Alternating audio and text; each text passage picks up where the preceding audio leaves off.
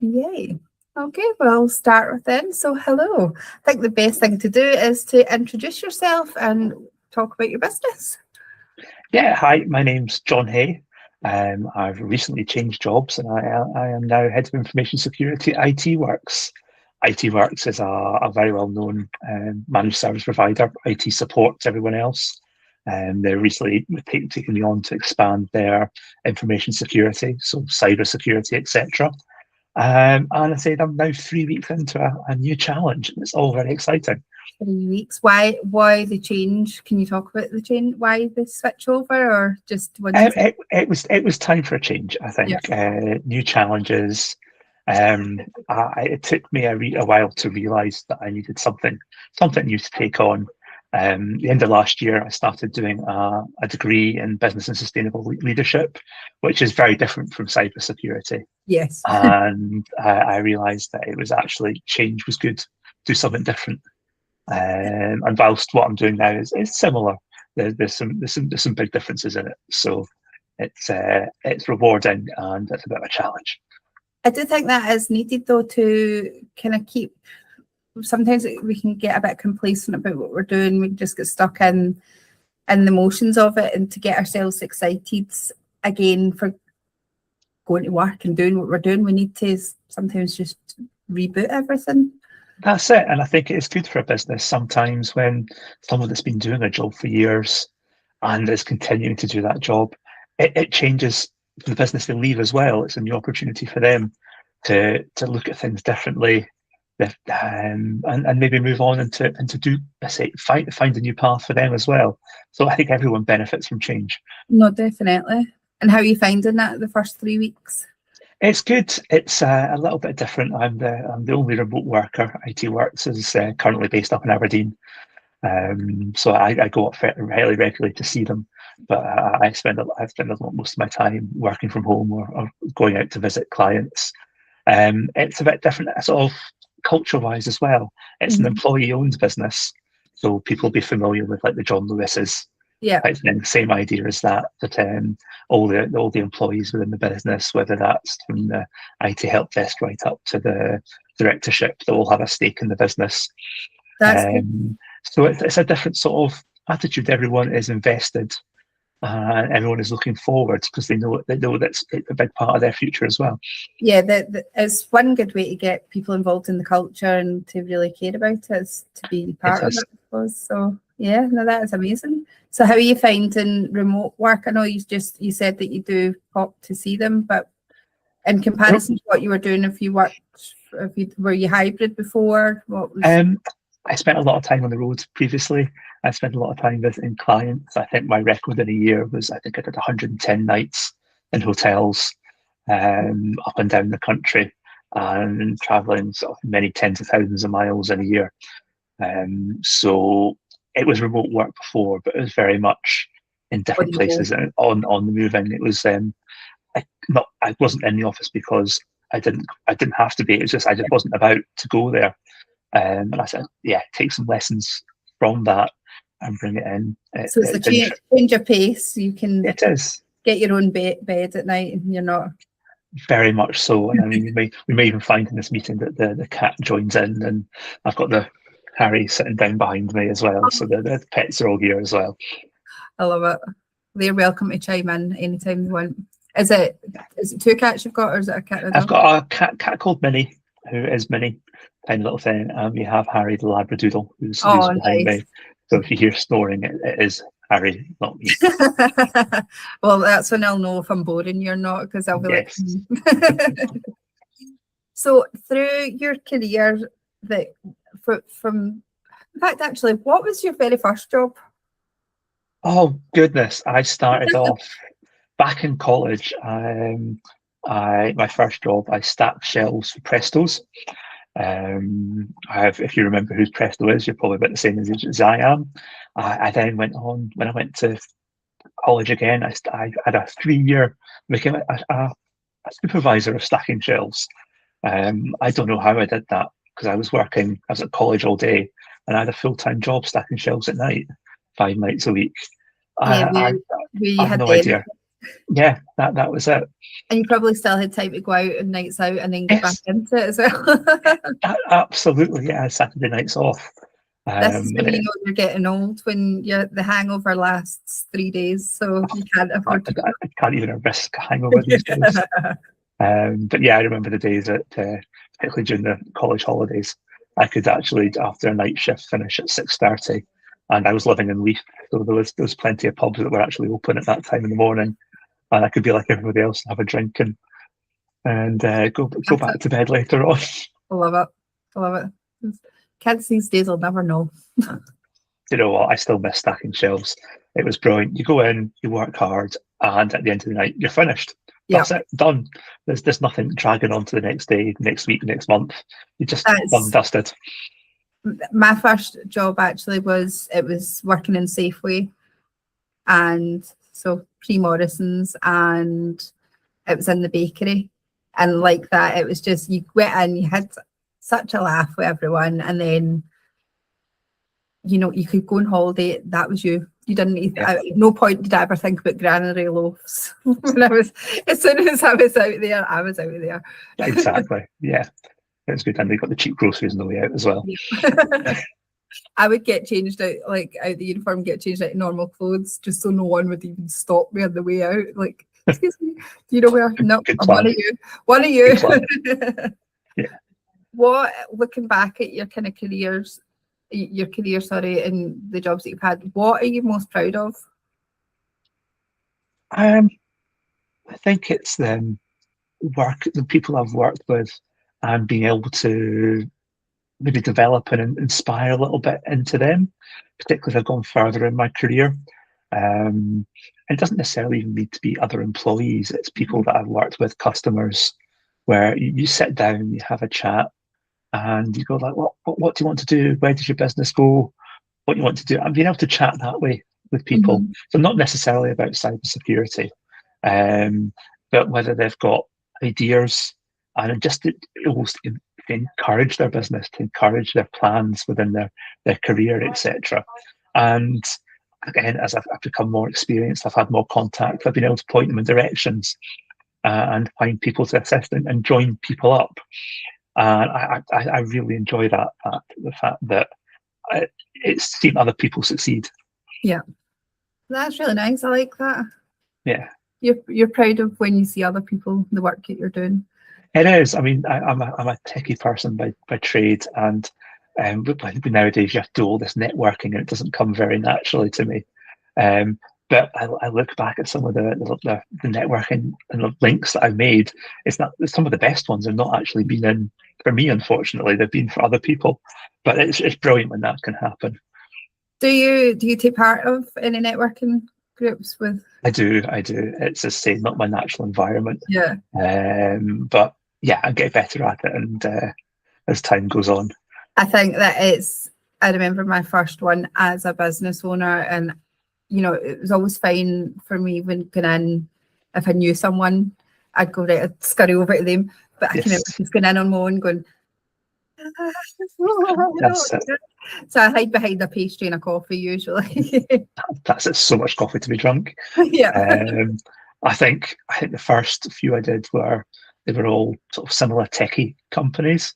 And unfortunately, it's people like me. So even if you're brave and you go over to somebody that's standing on their own and speak to them, yeah, they're fairly much like yourself, and you end up with this I think we both understand it, comfortable silence. Silence, yeah. Just like that. This is fine. But as you go to events where people differ, you just pluck up the courage, go and speak to people, and you now find it funny if you go up to speak to someone and they're just like uninterested and don't want to speak to you, and you're like, well, why are you at a networking event? Why are you here? Yes, for the coffee and pastries. I actually had this was years and years ago. I had a one-to-one with someone before, and we'd arranged it after an online networking thing and booked the one-to-one.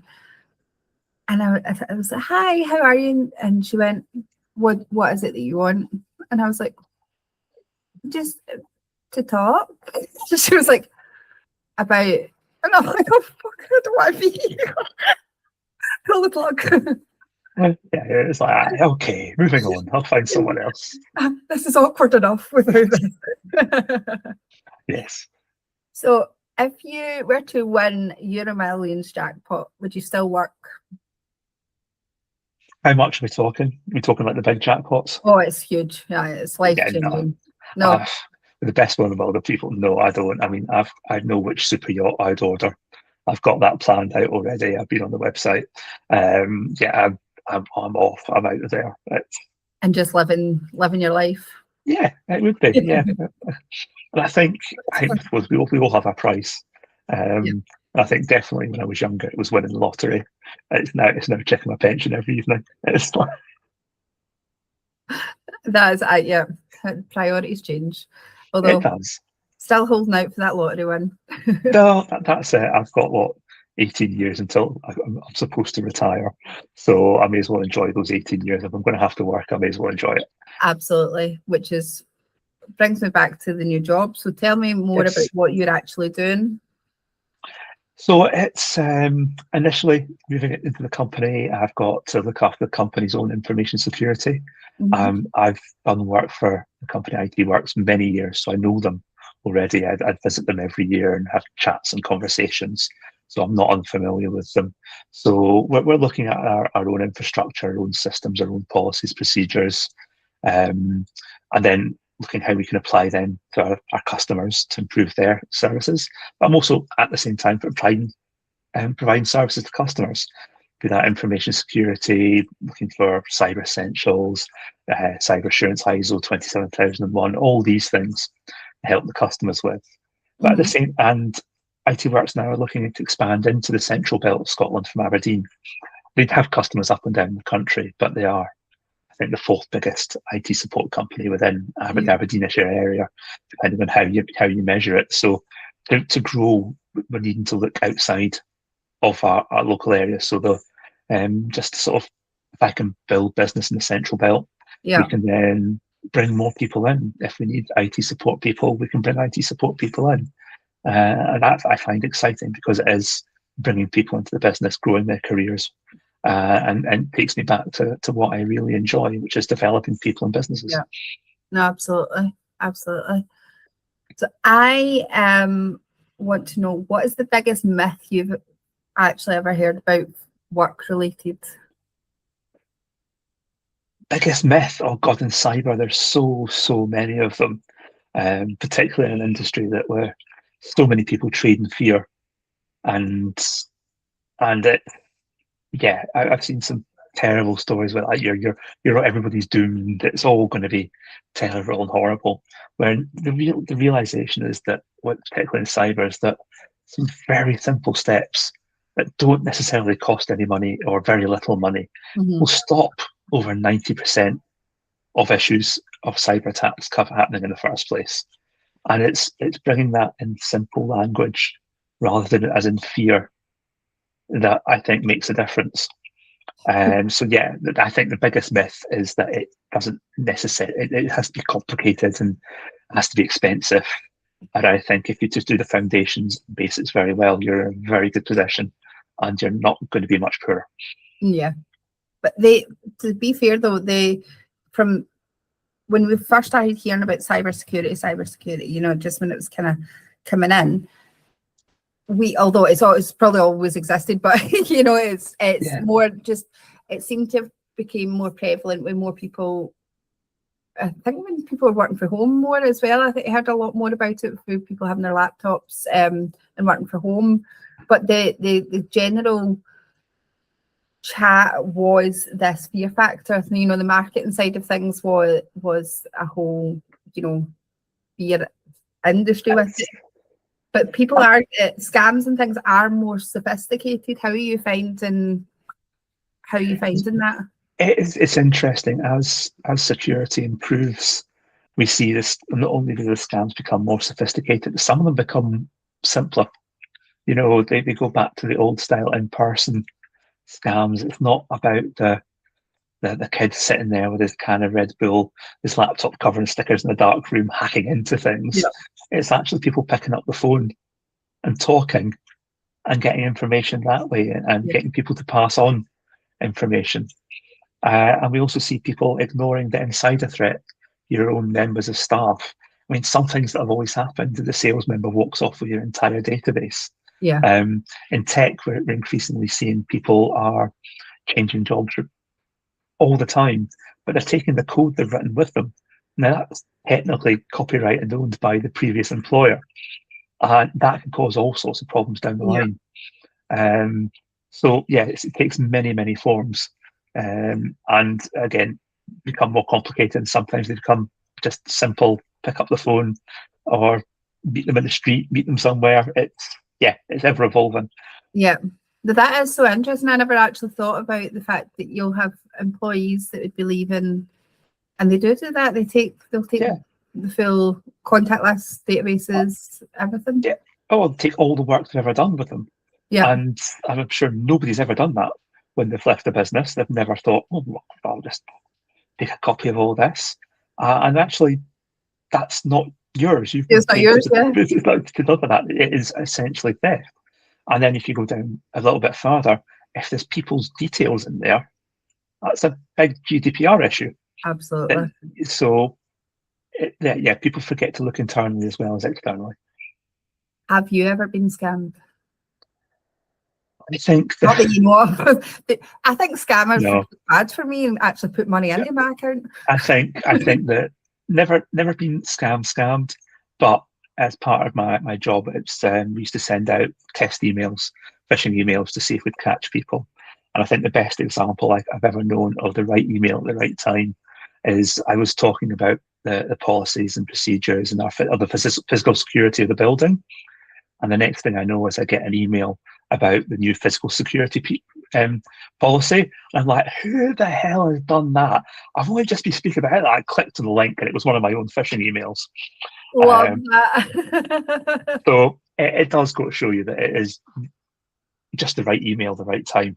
And if you catch the person in the right mood, you're doing that. It was a good reminder of that. I remember actually someone saying it was the women in HR, and luckily it was in an open plan office. So everyone was, but there was loads of us, and they got an email from me saying, "Hi, this is the account for you to send that money you owe me." And it did sound like very Scottish and very me, There's no airs and graces with it. It was just like, give me my money, And then she was like, "Emma, did you owe you money?" And I was like, no, you just emailed me. And I was like, and it looked really, really authentic. And I thought, that's crazy. Yeah. But also, if you could send money, that would be great. Yeah, I mean, that's really kind of back to where I came into cyber before cyber was even really ever the word that we called it. And it was a client who had received what we'd call a phishing email now. And it was done in very much in the style of their boss. And it was a company that 6-figure invoices were normal, just normal for them. And it was in his way of pay this invoice. It was supposed to be paid years ago. Pay it now, and that's the way they did it. They didn't have the processes to check these things in place. Yeah. So they paid it, and that was, I think, £250,000 immediately gone. But unfortunately, they never learnt that lesson. And it carried on the same. And so 3 months later, exactly the same thing happened again for £175,000. And what I remember from there was the person that had made the payments, that arranged it, that had effectively been the victim of this scammer. Yeah. The effect on them and to see them, it was horrible. And I thought, I just wanted to make sure that didn't happen again, or if it did, I could stand in the middle and absorb that brunt for them.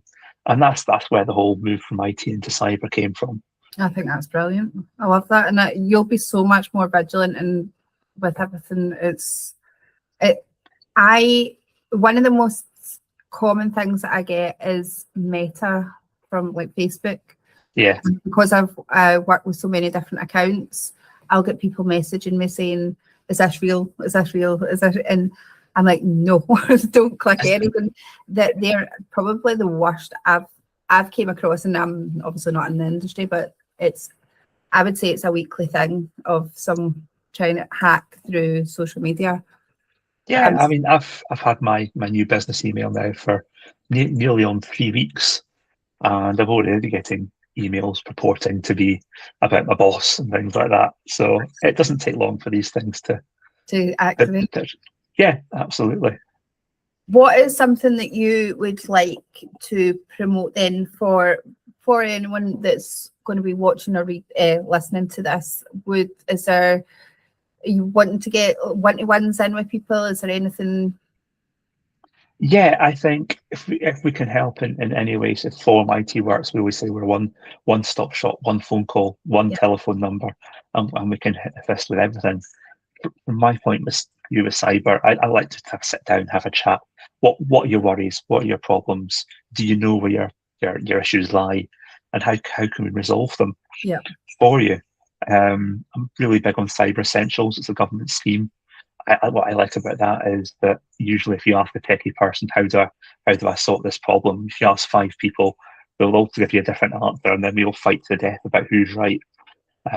But if you follow a Cyber Essentials, a bit like ISO, everybody's heard of that. Yeah, you know it's a step defined set of standards that you can follow and trust. So I mean, you don't even have to speak to me. Go to the website, have a look at them. They're not complicated. It's like I spend half my life telling people to do their updates. We do security pen testing, and I think 90% of the time is have you done your updates? Yes. Go in. No, you haven't. do your updates. Do you know how many? I'm not expecting you to know like an actual dead down answer with it, but are you still coming across lots of bigger businesses or smaller businesses even that don't have any security in place? It's getting better purely because the big people like Microsoft are making it better. It's definitely not where it needs to be. You know, Windows devices now by default have Windows Defender on them, which is a perfectly good anti-malware piece of software. Yes, you can get better, you can upgrade it with a fee, etc., but it does the job. Apple has joined in similar ways. Apple, for instance, a few years ago, by default, they didn't have firewalls turned on their devices. Now, when you buy a new Apple device, by default, it is turned on. So that there's manufacturers are seeing their responsibility to customers. But yes, I see people that don't do their updates. Why would they not have done that? Why would Apple not have had their firewall as a default? I think it was just to give people flexibility. Yeah. I don't know. I mean, from my point of view, is I turn it on for lots of Apple Mac users, and it's never caused a bother, and it's just a little bit extra protection for them. So people seeing that automatic updates, lots of bits of software never used to automatically update, but many more do now. And that's been driven by things like Cyber Essentials. However, it's also the person's responsibility at the end of the day, not the people like Microsoft, to make sure you are safe. You're safe, yeah. And doing basic things, not sharing your logins, not reusing your passwords, making sure you've got multi-factor authentication, and now we're moving on to passkeys away from passwords. So, I can't see if you think I was hacking into a bank for certain things. I'm like, right, what is your mum's favorite dog's brand of whatever? I don't know. It's good to see things like that passing, but it's also interesting to see that some of the organisations, you can always tell places that have got old technology that they can't get rid of. There was I forget their name, and I should give them credit, but they wrote an article called Pizza Grade Security. And just one day, I think they logged into Barclays Bank and they logged into Domino's Pizza. And I've experienced this as well with Barclays, is that the password had to be between 6 and 10 letters. Couldn't be special characters, couldn't be anything else. So it was a really short password. It couldn't be complicated. And like, if you go to Domino's, it was a minimum of 12 and it had to be a mixture of characters. Yeah. So arguably, it was Domino's had better security than Barclays Bank in that instance. And it's just because it speaks volumes. It just means that Barclays, that piece of software, can't handle complex characters along. So it's old. Yeah. And you can sort of narrow it down from there, which is it's indicative in particularly large organizations that they never thought about what was going to happen in the future. and they're stuck with these old systems, and but oh, we've got software that does that helps stop that. You're like, well, if your systems weren't out of date, you wouldn't need that. Yeah, exactly. So yeah, it's interesting from that point of view. I've noticed your collection in the background. I don't know whether to focus on the alcohol or the books. So I'd sort of start with the alcohol. You a whiskey collector? Yeah, it's a hobby business where I buy and sell whiskey. The ones you can see up there they're all dregs from auctions. They're the bottles nobody wanted that you could pick up for £5. That was before the minimum price for alcohol, right enough. So there's ones in there which I've never heard of. Some of them are terrible. And there's one there that's called MacLeod, and if you look at it, it's actually grain spirit from France with food colouring in, and they've called it whiskey. You know, and I got that for €2 in Spain. But it was just things like that. But there's other bottles there. There's some, I like a trip to Islay and visit the distilleries and sort of get the exclusive bottles or go to the auctions and pick up the odd bottle. Choice if you were out. If we were out at a party and I would get you a drink at the bar, what am I getting you? Yeah, it'd be a beer. I think whiskey's for like a nice relaxed evening, probably winter. It's either for a relaxed or you've had a hell of a day. It's one or the other. There is no in between. There's a lot of there that's car strength. It's 65% alcohol, so you have to be a little bit careful. But yeah, this is my second collection. My first collection in the last house was several hundred bottles, and it was sitting in the cupboard under the stairs. And at just one point, I thought, God, that's just a fire hazard. That's a big problem if that goes up in flames. So yeah, this is me now, sort of repeating that, and it's impressive. It's getting the cupboards are all full. It's now overflowing. It's sitting on top. So I need to do something about that. No, I think it's impressive. I like it. Like it. And what about the books? What's your favourite book? Oh, there's the dog. There's Harry just appeared. Hi, Harry. I'm away. I'm not listening to her anymore. Yeah, fine. What have I got? There is down there. There's the last 45 years worth of stamps. As a stamp collector, how sad is that? The 40 covers every stamp for the last 45 years. Down there, there's a lot of Irvine Welsh. I'm enjoying my Irvine Welsh at the moment. Yeah, so I can see there. I've got a few of them. I've not read them though yet.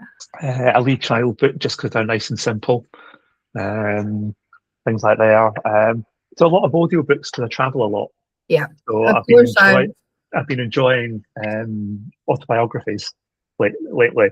I never enjoyed reading them, but listening to them being spoken by the author is really, really good. I've just finished Demi Moore's.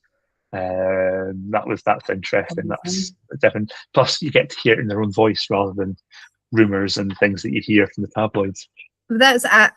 I'll listen to autobiographies and it's on Audible as well. Just when I'm out in the car, and so I will get hers then because I was listening to Al Pacino's. And he's reading it himself, but like his films, his volumes all up and down. So so you stop him at traffic lights, the windows down, and he's screaming things. I'm not a psycho, honestly. Yeah. Matthew McConaughey's is brilliant. It's so funny. I looked at that one. I'll have to give that a shot. It's brilliant. Like I actually want to listen to it again. Just I think I wouldn't like to read it, but to listen to him talking, his voice is just brilliant. I love it. That's it. They can't hide the emotion as well. From it as well, which is always like a bonus you can't quite get in the books. But that's the chat. I want you to read to listen to Matthew McConaughey's. I'll do that next. I will do that, and then we'll recap over an actual coffee. Yes. I've got a question to ask you before I let you go and actually do some work instead of yapping away to me. Yeah. And it might take you some time to think, but I will give you time, so don't worry. Okay. I need 2 lies and 1 truth, but don't tell me what the truth is because I want people to try and guess. Oh, 2 lies and 1 truth.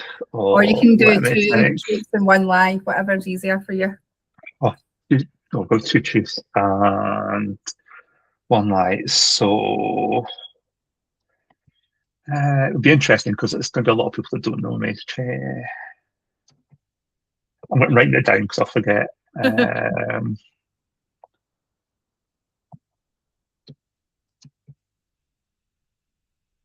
think of a lie now. Think of a lie.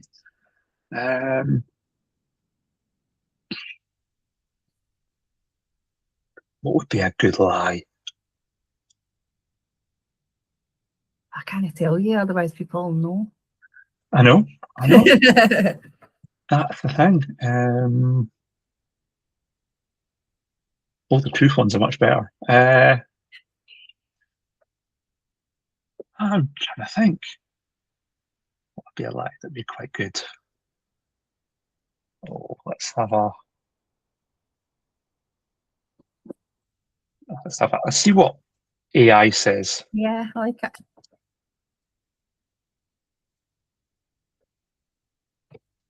Let's see what it comes up with.